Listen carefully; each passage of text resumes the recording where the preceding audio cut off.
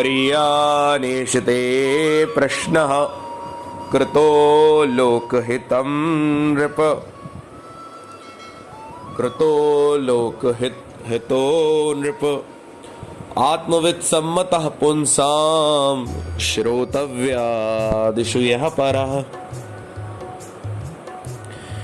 वरीयानेशते प्रश्नः। हे राजा परीक्षित, सुखदेव जी कहते हैं परीक्षित, ते प्रश्नः, तुम्हारा जो प्रश्न है, कृतो लोक हितो नृप, हे राजन, तुमने संसार के हित के लिए, कल्याण के लिए ये प्रश्न किया है। ये प्रश्न केवल तुम्हें अपने कल्याण के लिए नहीं, अपितु परमात्मा ने तुम्हारे माध्यम से इस समस्त जगत के कल्याण के लिए ही तुम्हारे मुखारविंद से ये शब्द निकलवाए हैं। परीक्षित, तुम्हें ही नहीं, हर जीव को इन 7 दिनों में ही मरना है। इन्हीं 7 दिनों में जन्म होता है और इन्हीं 7 दिनों में मृत्यु होती है। इसलिए तुम्हें लक्ष्य करके परमात्मा अपने भक्तों का कल्याण करना चाहते हैं, इसीलिए हमारा ये समागम हुआ है। जो सर्वथा मरणासन्न है उसे क्या करना चाहिए, तो सुनो। श्रोतव्यः कीर्तितव्यश्च स्मर्तव्यश्च सदा भयम्। उसे परमात्मा की कथाओं को श्रोतव्य सुनना चाहिए। जब सुनेगा तो क्या होगा, बोले विश्वास बढ़ेगा। श्रोतव्य, भाई हम गंदे गाने सुनते हैं, फिल्मी गाने सुनते हैं। जब हम कहीं सड़क पर जाते हैं, युवा होते हैं, तो क्या करते हैं, वही गाने गाते टहलते हुए जाते हैं। जो बच्चा कीर्तन सुनता है वो कीर्तन गाता है, जो बच्चा गालियां सुनता है वो गालियां गाता है, गालियां सुनाता है। तो श्रोतव्य, पहले परमात्मा से प्रेम का एक ही उपाय है, सबसे पहला उपाय श्रोतव्य, सुनो। परमात्मा के चमत्कारों को, परमात्मा की कथाओं के गूढ़ रहस्यों को, उनकी प्रकट व गुप्त लीलाओं को सुनो। उससे क्या होगा, बोले विश्वास बढ़ेगा। जब विश्वास बढ़ेगा तो क्या होगा, बोले कीर्तितव्यश्च, परमात्मा का कीर्तन में मन लगेगा, परमात्मा के ध्यान में मन लगेगा। जब परमात्मा का हम कीर्तन करने लगेंगे, ध्यान करने लगेंगे, तो वो हमारे हृदय में अकस्मात आ जाएंगे। उससे क्या होगा, बोले स्मर्तव्यश्च सदा भयम्। स्मर्त, पहले हम उन्हें सुनेंगे, फिर उनका सुनने के बाद उन्हें याद करेंगे, उनकी लीला जो सुनी होगी उसको याद करेंगे, जिससे वो हमारी स्मृति में बार बार आके बैठते जाएंगे। पहले थोड़े समय के लिए, फिर थोड़ा ज्यादा, फिर थोड़ा और ज्यादा। इस प्रकार से एक दिन ऐसा आएगा कि हमारे हृदय में केवल परमात्मा का ही वास हो जाएगा, हम केवल उन्हीं का स्मरण करेंगे। तो परीक्षित कहते हैं, सुखदेव जी, ये गति आती कैसे है, ये सुनने में मन कैसे लगेगा, परमात्मा के कीर्तन में ये बुद्धि कैसे जाएगी, बार बार ये चित्त परमात्मा के प्रति आकर्षित हो, इसका क्या उपाय है, ये किस तरह से होता है। क्योंकि कहना तो बड़ा आसान है पर जीव ये कर नहीं पाता। तो यहां पर सुखदेव जी उपाय बताते हैं कि जितासनो जित श्वासो जित संगो जितेन्द्रियः स्थूले भगवतो रूपे मनः संधारयेद्य। जितासनो, पहले अपने आसन को जीतो। देखिए, आप देखिएगा, महाराज जी इतने वर्षों से कथाएं कर रहे हैं, भागवत भूषण स्वामी दीनदयालु पांडे जी महाराज। कई लोग आते हैं तो पंडाल के कोने में टिक के सो जाते हैं, है ना, और कई होते हैं जो बिल्कुल ऐसे लटके रहते हैं। तो भैया पहले तो आसन जीतना है। आप जब भी कभी भागवत भूषण दीनदयालु पांडे जी महाराज के दर्शन करेंगे तो जब वो सुबह 4 घंटे 90 वर्ष की आयु में 4 घंटे जब पूजन करते हैं तो ये पीठ जो है ये बिल्कुल भी नीचे नहीं होती। अब थोड़ा नीचे होने लगी है उम्र के कारण, वरना हमेशा कमर तनी रहती है। तो आसन को जीतो, घंटों घंटों पूजन की और जाप की अपनी वृत्ति बनाई जाए।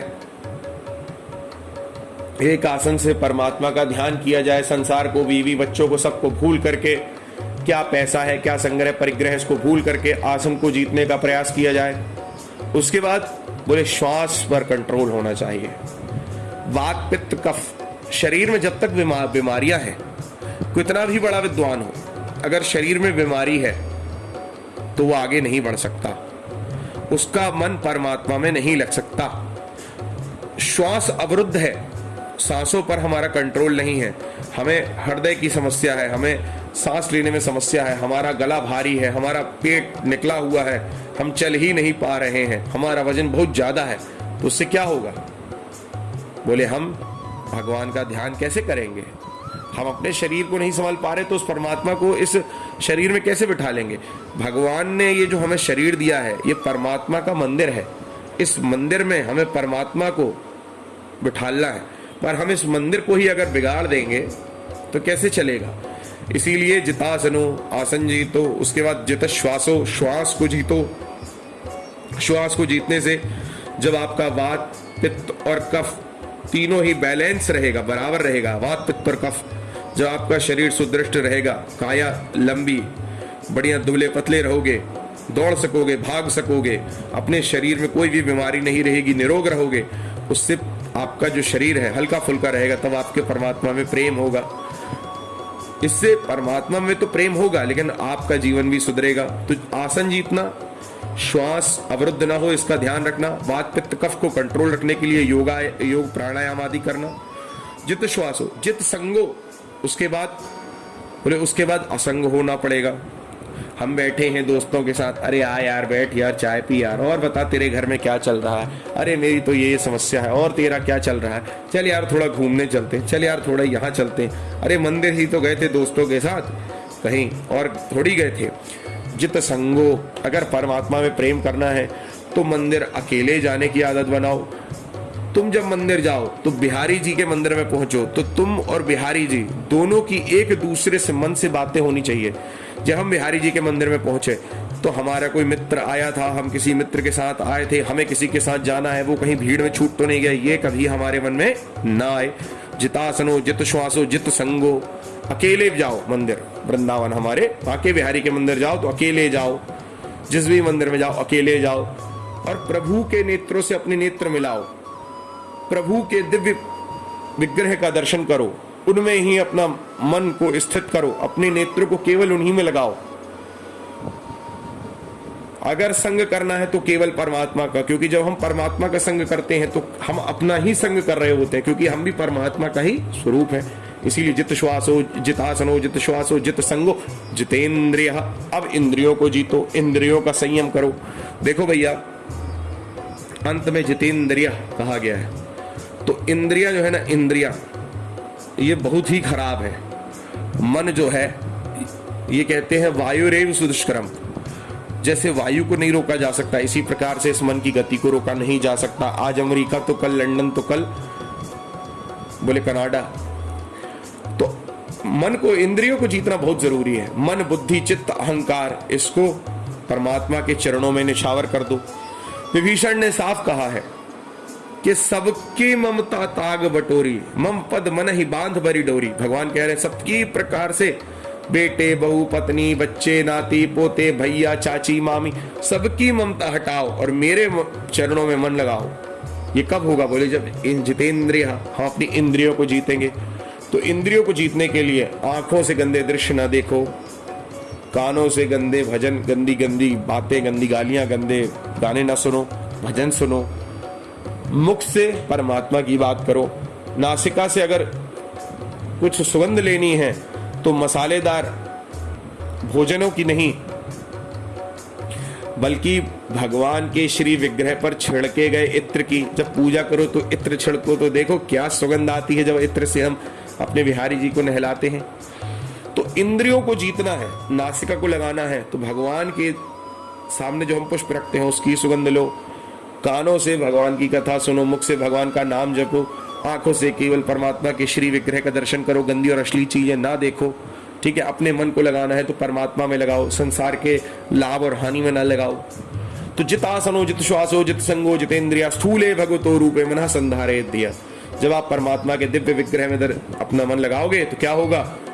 बोले आप में जो भक्ति की पराकाष्ठा है वो प्रकट होने लगेगी।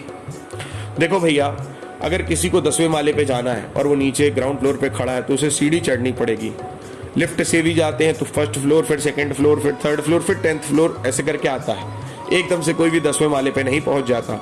इसी प्रकार से अगर आपको परमात्मा और जीवात्मा के बीच में जो संबंध है उसको समझना है, उसके लिए आपको परमात्मा के पहले सारूप्य श्री विग्रह, परमात्मा के रूप की, कृष्ण राम आदि जो भगवान बन के आए हैं उनकी उपासना करनी पड़ेगी, उनकी आराधना करनी पड़ेगी, उनमें मन लगाना पड़ेगा। और फिर जब आपकी राम और कृष्ण में प्रेम भक्ति बढ़ेगी तभी आप ईश्वर के उस रूप को पा सकते हो जिसमें जो आप और वह एक ही है। कहने का अभिप्राय है कि सगुण और निर्गुण परमात्मा के दो रूप हैं, सगुण राम कृष्ण आदि।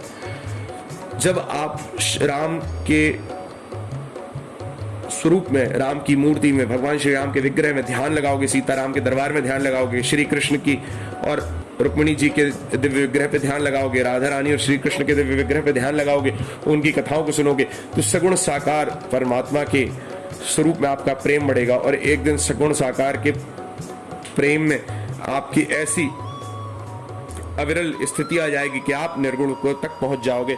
और जिस दिन आप निर्गुण में पहुंच जाओगे तो आपको आप अपने आत्म तत्व का बोध हो जाएगा।